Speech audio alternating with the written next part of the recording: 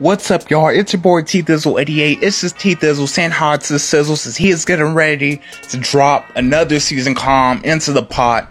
And I'm getting ready to get straight into this episode of Storytime. Now, in my last Storytime episode, I talked about my encounters with the homeless people in Atlanta, Georgia. That was pretty much hanging out with my aunt. But I actually want to give you all the story of what was the purpose for me going there. Now, in high school, the foreign language that I took was Latin. I know it's not your normal everyday language. Normally, foreign languages, you think of Spanish, Chinese, French. But yes, I decided to take Latin since 7th grade, middle school, to the end of my high school career. So a total of 6 years, basically, of me taking Latin. I understand a good amount of it. As far as speaking it, I'm not really good at speaking the language, but I can read a lot of it, I can understand a lot of it, translate, but I felt like I accomplished a good amount. But I enjoyed Latin so much so that I actually decided to participate in the after-school club, which is called Junior Classical League. Now, in Junior Classical League, you have your school chapters, you have your state chapters, and then you have the national organization. With the school, you normally meet up like once a week or so, but the state convention, that's when things start to escalate a little bit more. You get to meet a lot of cool people and everything like that. And the national convention is where it's completely off the chain. Everybody from every state who can afford to go to national convention shows up and pops up for the showdown at nationals. State convention, it's way cheaper. I paid about $30 to go to state convention, and I applied for a national convention from our state chapter, and I got a scholarship to go to nationals. I got a partial scholarship, $250 for $500 total, so I had to pay a little bit out of pocket, but it was pretty cool. But at national convention this year of 2014, it was actually in Georgia. I've been to two previous ones, one in Kentucky and one in Wake Forest, North Carolina. This time it was in Emory University in Atlanta, Georgia. And at these conventions, it gets pretty crazy. You would think that it's just populated with a whole bunch of nerds and stuff like that and a whole bunch of boring talk, but it's a lot of cool people there. And what I appreciate about the environment is that everybody accepts each other. It doesn't matter if you're weird, if you're just a smooth, cool person, or who you are. Everybody realizes that there are people of different shapes, sizes, colors, personalities. Everybody just welcomes everybody at these national conventions. And the stuff that people do there is they have academic Latin competitions, tests that you can take. I took vocabulary, English derivatives from Latin and stuff like that. You are like, what does that mean? You all probably don't know, but I took tests. And the sports is where I really thrive.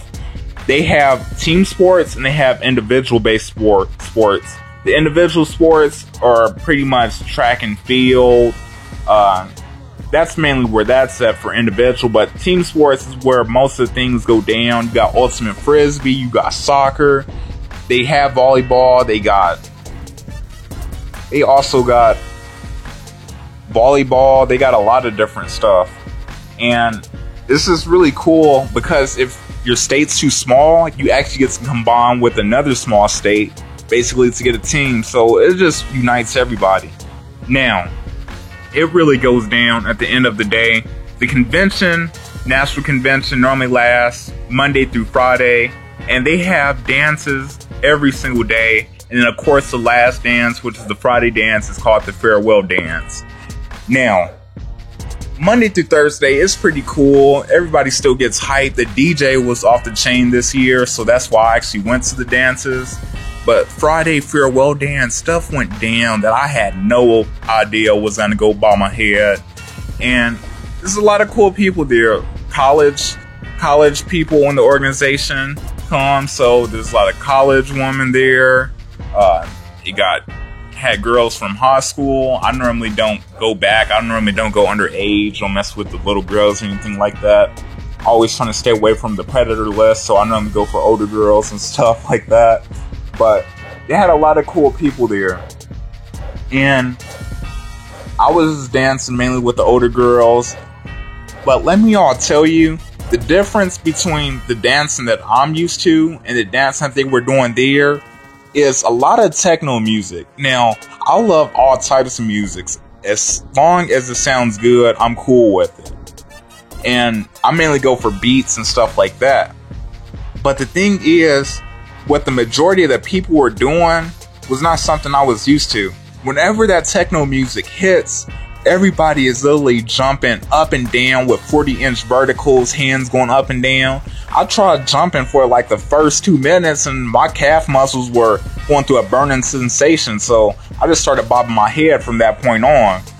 But of course, they try to give diversity, so I also got to mix it in, do a little bit of the hip-hop music and show my dance moves off there and all that stuff. But something happened that I thought was completely, I'm glad I didn't see it. So my friend, who was also from Missouri, he was pretty much a party starter. He always went towards the middle of the dance circle and everything like that. And at times I don't really go towards the middle, because in the middle circle, it seems to be like a pressure cooker. The more you get towards the middle, the hotter, the sweatier, the funkier it gets. So I try to keep my distance away from the middle unless I'm really trying to show off. And he said in the middle during the farewell dance, they're playing the last 3 songs, and he was seeing this girl grinding on this dude. And there's nothing wrong with that. Like, that's pretty typical for high school ages, adult ages, stuff like that. I'm used to more twerking than grinding. Not really as much in my high school. But he was saying that while she was grinding on the dude, her stuff, her thing popped out her bra. And I'm like, wow, is this really how it goes down? I had no idea that this stuff was happening. And the parties were off the chain. A lot of cool people, fun slow dancing, fun just getting hyped, fun turning up. It was a completely great experience.